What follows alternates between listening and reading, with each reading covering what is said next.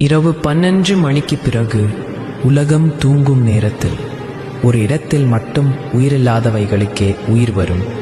அங்கே அந்த இருளின் நடுவே பிறந்தாள் ஒரு அதிசய சக்தி, மயான காளி அம்மன்.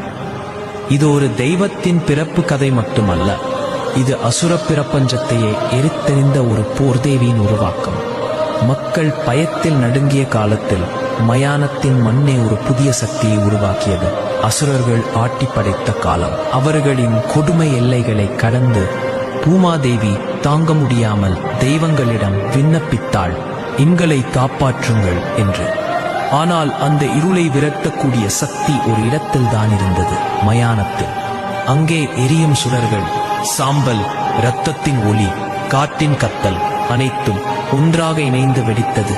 அஞ்சாமை, ஆக்ரோஷம், அசுர சக்தியை அழிக்கும் வடிவம் மயான காளி. அவள் கண்கள் மின்னலை விட பயங்கரம். அவளது சிரிப்பே அசுரர்களை நடுங்க வைத்தது. பிறந்த கணமே போர்க்களம். மயான காளி அம்மன் நேரடியாக அசுரர்களை எதிர்கொண்டாள். அவள் வாளின் ஒளி மயானத்தை முழுவதும் அதிரச் செய்தது. ஒரு அடியில் ஒரு சேனை, ஒரு கத்தலில் ஒரு ராசியம். அவ்வளவு கொடூரமான சக்தி.